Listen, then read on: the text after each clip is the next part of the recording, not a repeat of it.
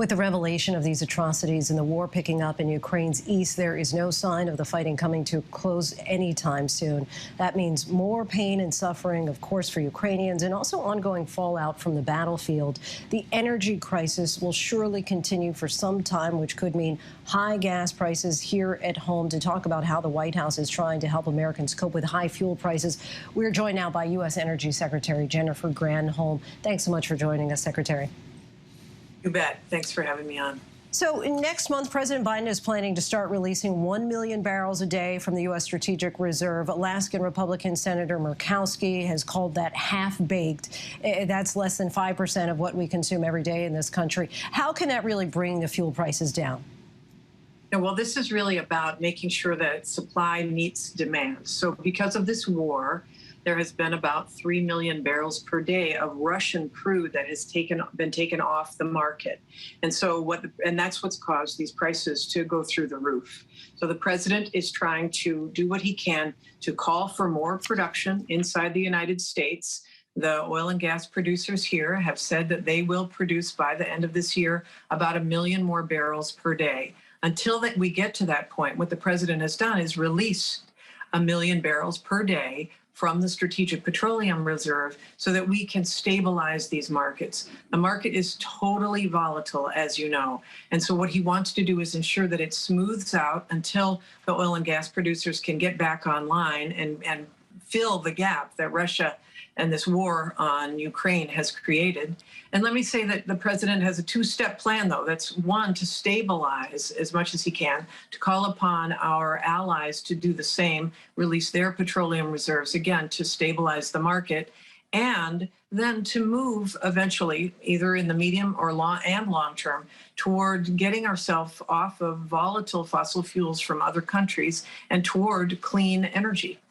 In releasing oil from the strategic reserves, Biden also called on oil companies to use their previously issued permits for drilling on federal land or lose them. Again, Murkowski criticized that, saying that it'll, quote, do little or no good in encouraging domestic production unless the administration follows them with more realistic permitting and eliminating unreasonable delays.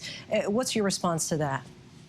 Well, first of all, let's be clear that 80 to 90% of all oil and gas extraction occurs on private lands, not on federal lands. Number two, there are about 9,000 permits that have been issued by the Biden administration to the oil and gas industry that have not been acted upon, that are not working. So we've been calling upon the oil and gas industry to take advantage of the permits that have already been issued and ramp up production. And that's what he's called them to do. They are starting to do that. There is about, as I say, the Energy Information Agency has predicted that about 1 million barrels per day will come back online by the end of this year.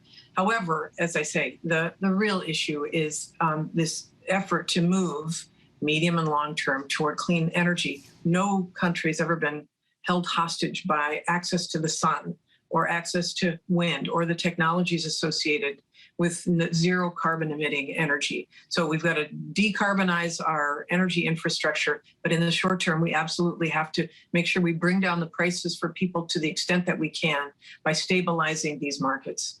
In addition to releasing reserves, the president has also invoked the Defense Production Act to encourage domestic production of minerals for batteries for electric cars. A report showed that China is far ahead of the U.S. in securing those minerals in many parts of the world. Do you feel that we can really catch up with domestic extraction and production? Yes, I do. I just had a briefing on this today from those who are looking at the really detailed types of minerals, where they can be located. But and it's not just the minerals themselves. It is the processing of them. It is making sure that we are able to ensure that the work that's done once they've been extracted happens so that they can be that can go into batteries for electric vehicles. So the separation and processing have to happen in the United States as well. And we can also work with our allies. Canada has a lot of minerals, too. They can do some separation and processing as well. Right now, the U.S. doesn't have any processing. It's all done in Asia. Even the extraction of critical minerals for batteries that happens in the United States is has been sent to China. So we should be doing this ourselves. We should be doing the full supply chain here. That's what the President's Defense Production Act is calling for. And it means that we'll also create jobs in the United States. So it makes us energy secure, and we can ensure that people get to work, and we can, make sure that we are clean energy independent if we can produce the means for our own energy security. That's with batteries, but it's also with wind turbines, solar panels, geothermal energy, nuclear energy, all these zero carbon emitting energy sources that we can use to become energy independent with clean energy. According to a report from Reuters, Venezuela is looking to lease new tankers to carry their heavy oil, a sign that they think the U.S. is about to ease sanctions against them. Why would we want to do business with what President Biden himself has referred to as the Maduro regime? There are some people who say that's just substituting one tyrant for another. Yeah, there's no plan on buying oil from Venezuela.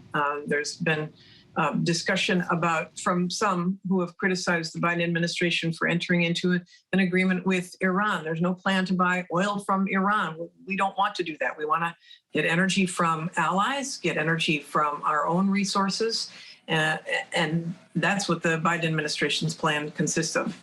Secretary Granholm, we thank you so much for your time and insight. Appreciate it. You bet. Thanks so much.